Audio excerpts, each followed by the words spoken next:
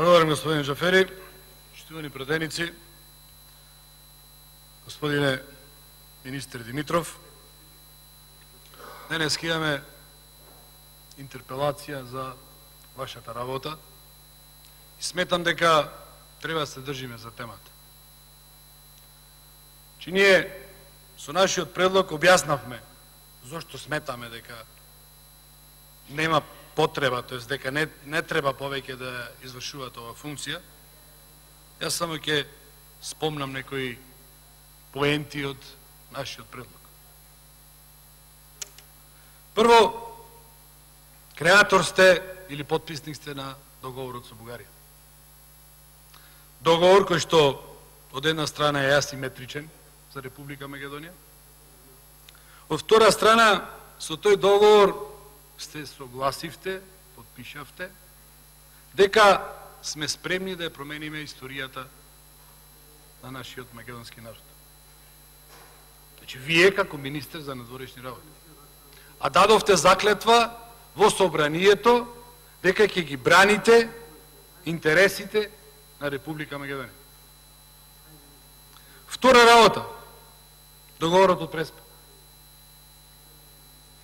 Договорот од Преспа е подпишан од ваша страна и со него се сложивме да го промениме нашето уставно име.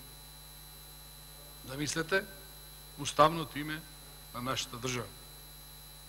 Уставно име кој што е признаено од повеќе од 130 земји во светот.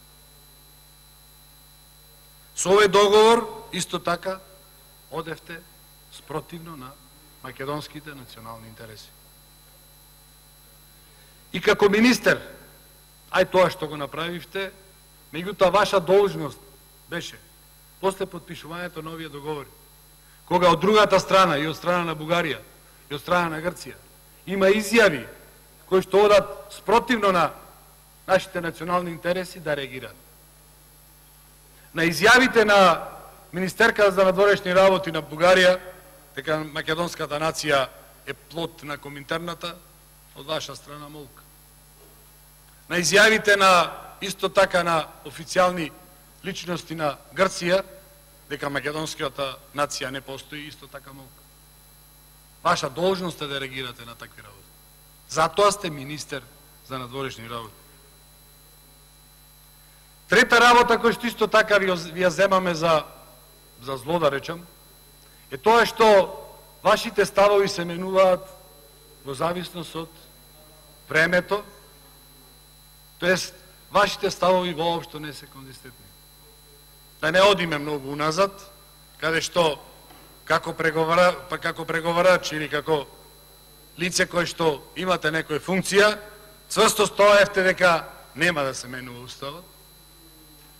Па пред една година цврсто стоевте дека името Илинденска Македонија е адекватно за нас и дека ако тоа име не помине и не се договори дека ќе дадете оставка.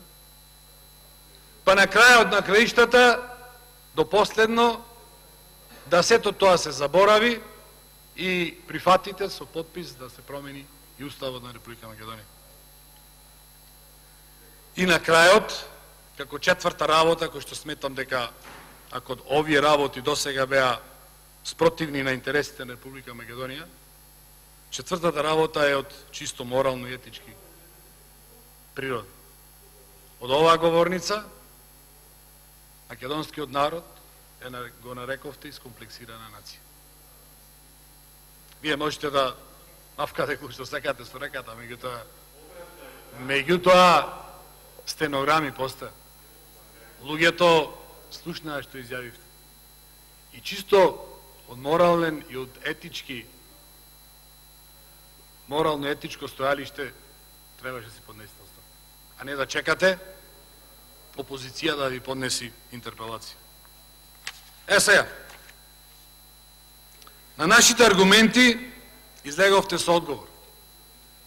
Во што се состоеше вашиот одговор и вашата, условно речено, одбрана на нашиот напад? Во цитирање на изјави на странски дипломати.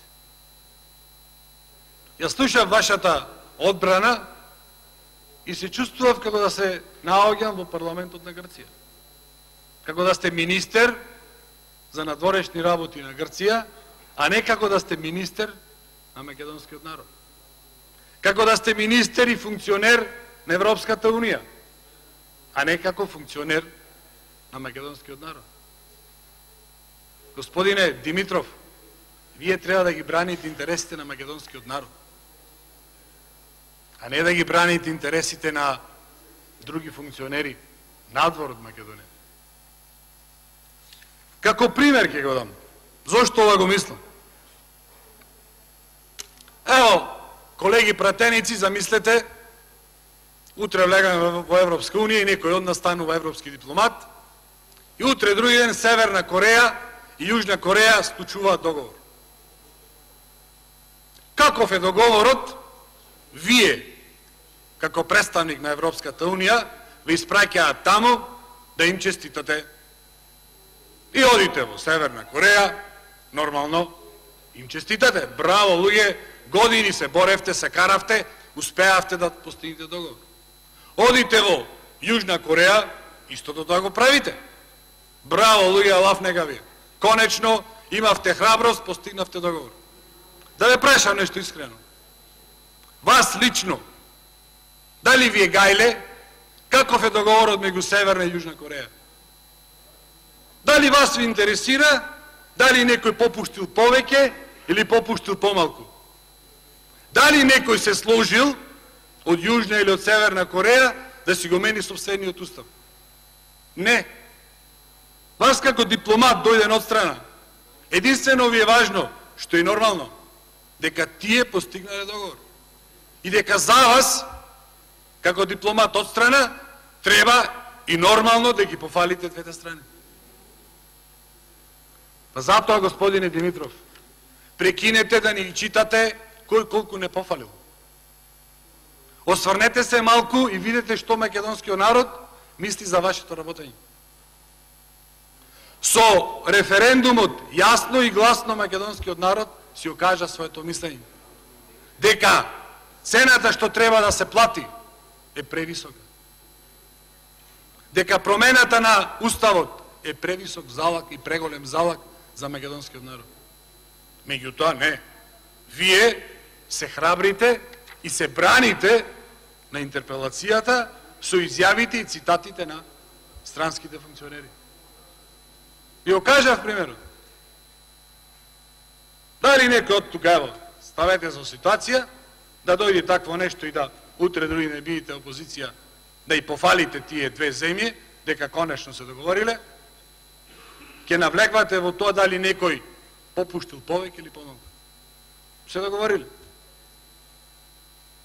Така да, господине Димитров, освен овие 4 работи кои што ги наведовме, најважната работа е тоа што како министер за надворешни работи не го слушавте гласот на народот со референдумот кој што се одржа на 30 септември и го подпишавте договорот кој што е спротивен на мислењето на народот во Република Македонија. И затоа поднесовме интерпелација и затоа очекуваме да се повлечите од функцијата кој што ја обавувате. Благодарам.